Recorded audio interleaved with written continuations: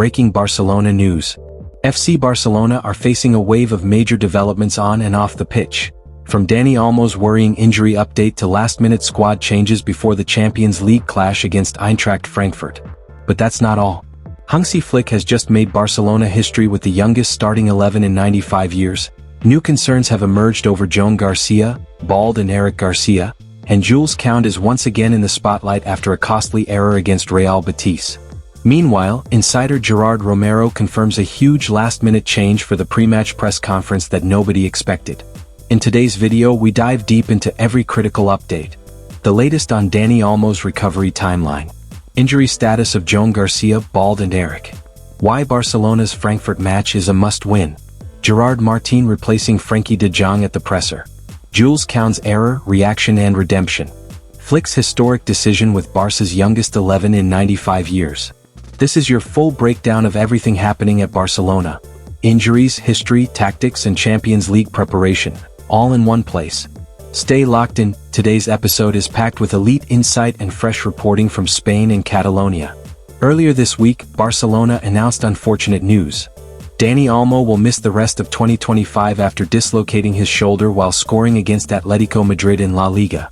The injury comes at a terrible time for the 27-year-old, who had finally hit his best form of the season. It's a major setback both for Almo and for Barcelona, who were relying heavily on his creativity and influence. Barcelona are hoping that Almo will be able to return for the derby against Espanyol on the 3rd of January, but as per Sport, it has been made clear that no risks will be taken with his recovery. He previously dislocated the same shoulder in 2023, which required him to be out for 2 months after undergoing surgery, which is why there are fears of a longer absence if he goes under the knife again.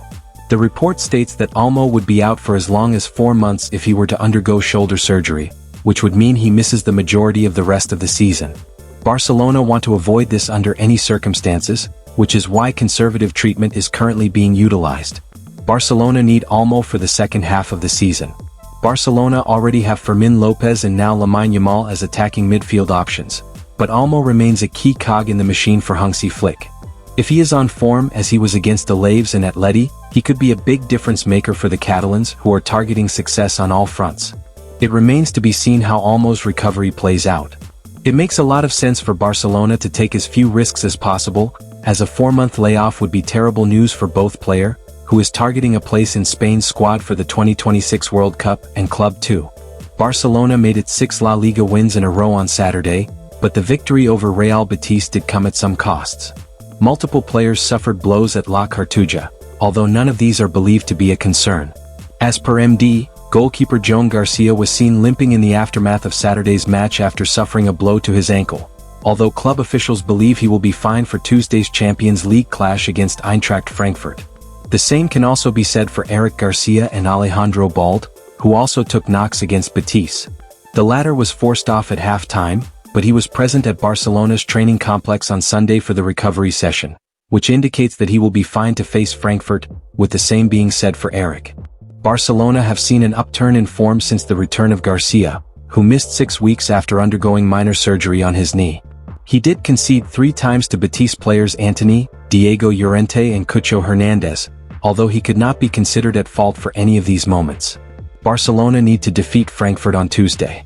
It has been a difficult league phase campaign so far for Barcelona, who have 7 points from their opening 5 matches, W2D1L2. Hansi Flick's side are currently 18th in the standings, so a victory is needed against Frankfurt if they are to increase their chances of finishing inside the top 8 for the second season in a row, which would ensure they avoid the dreaded playoff. Barcelona will certainly be favorites for a 3rd Champions League win of the season, especially with Garcia, Eric and Balde available to start at the Spotify Camp Nou. They have a 100% record since returning home, a run they will hope to continue on Tuesday. Barcelona in last-minute player change for Eintracht Frankfurt press conference. La Liga champions Barcelona have made the call to change Hansi Flick's partner for the club's pre-Eintracht Frankfurt press conference. That's according to club insider Gerard Romero, who has on Sunday provided an insight into the situation. Barcelona are of course primed to return to action on Tuesday evening.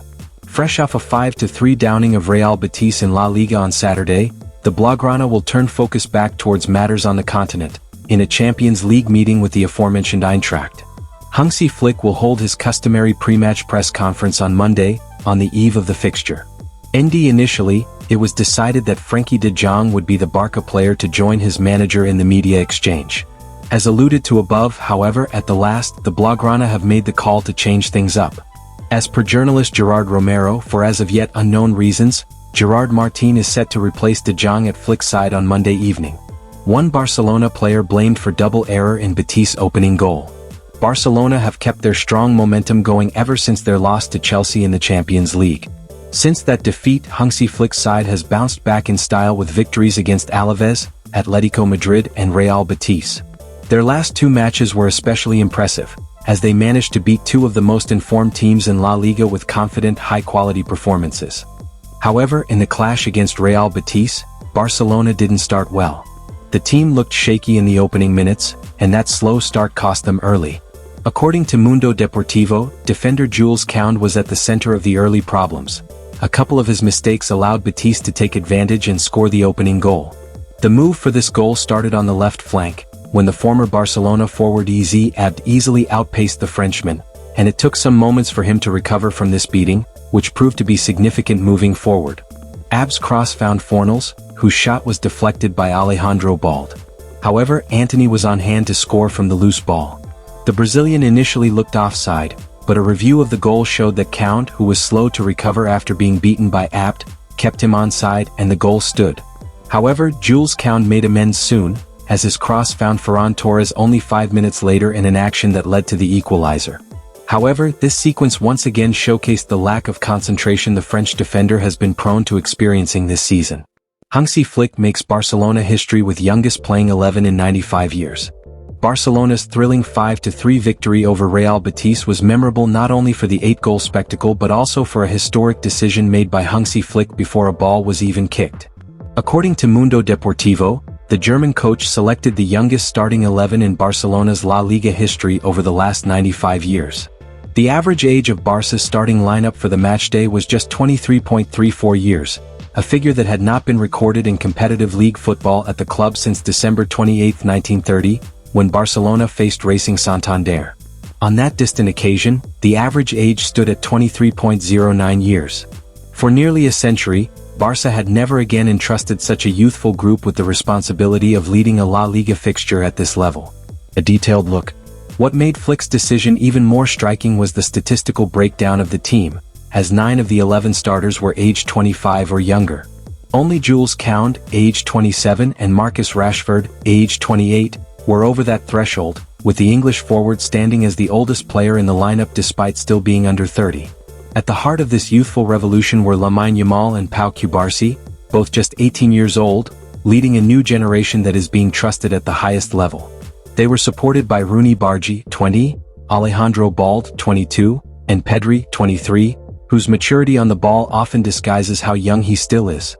Gerard Martín, also 23, added further balance, while Eric Garcia and Joan Garcia, both 24, formed part of the spine. Ferran Torres, at 25, completed the group of players still in the club's core youth bracket. This unprecedented statistic does not include the 1984 match against Zaragoza, when Barcelona's average age was just 20.69 years. That fixture is excluded from official records because the club was forced to field academy players due to a strike by senior professionals, making it a special case rather than a sporting benchmark. And that's the latest from FC Barcelona, as the club enters one of the most important weeks of the season. Dani Olmo's condition remains the biggest concern, but Flick's trust in young talent, the improving form of the squad, and positive injury signs from Balde, Eric and Joan Garcia offer reasons for optimism. Tuesday's Champions League match against Eintracht Frankfurt now becomes absolutely crucial, not only for qualification but also for keeping momentum alive as Barça chase success on all fronts. We'll keep following Olmo's recovery progress, the academy revolution under Hansi Flick, tactical adjustments after the Betis thriller, all transfer, injury and matchday updates you need. If you enjoyed the breakdown, don't forget to like, subscribe and turn on notifications so you never miss a big Barcelona update. Visca Barça.